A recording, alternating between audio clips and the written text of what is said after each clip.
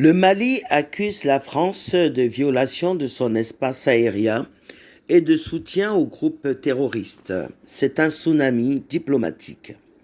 Les tensions entre le Mali et la France sont montées d'un cran le 18 août 2022 avec les accusations du Mali contre la France de fournir des armes et des renseignements aux djihadistes.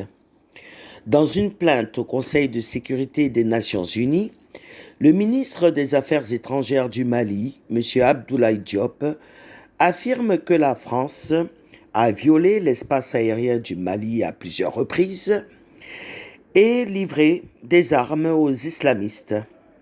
Une plainte détaillée à laquelle la France a répondu vaguement, mettant sur la balance les 50 militaires français tués au Mali pour la lutte contre le terrorisme et argué que la France avait libéré de nombreuses villes maliennes qui étaient tombées entre les mains des terroristes, lesquels imposaient leur règne de terreur, notamment à Tombouctou et à Gao.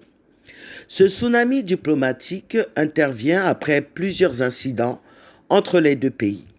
Le Mali a renvoyé l'ambassadeur de la France au Mali, idem pour la France, interdit France 24 et RFI et a accusé la France d'avoir divisé le pays en deux en 9 ans de présence. La déstabilisation du Sahel est intervenue après l'intervention de la France et de l'OTAN en Libye en 2011. En assassinant le président Mohamed Kadhafi, la France a occasionné la prolifération des armes et des groupes terroristes qui ont envahi le Sahel et gagné de plus en plus de terrain. L'intervention de la France au Sahel est vécue comme un pompier pyromane. La France traîne de lourdes casseroles en Afrique. 5 siècles de traite négrière, d'esclavage, de colonisation, de néocolonialisme, d'impérialisme et de guerre qui ont occasionné des centaines de millions de morts. Elle dénigre ouvertement la junte malienne au pouvoir au Mali, mais elle a adoubé la dynastie Déby au Tchad.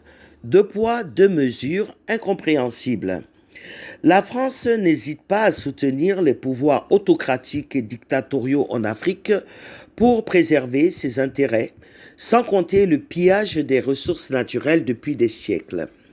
La France est de plus en plus vomie en Afrique et elle peine encore à se rendre compte que les paradigmes ont changé en rejetant ses propres fautes sur la percée de la Russie et la Chine en Afrique.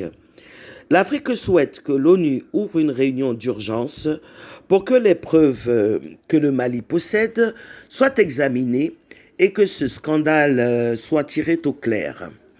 L'Afrique, sous l'impulsion de Kadhafi, demandait un siège permanent à l'ONU depuis 2005, où la France, membre permanent, a un droit de veto et risque de l'utiliser pour noyer le poisson dans l'eau.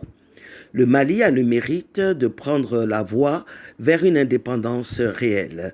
Corinne Azoumé, consultante média Afrique-Europe.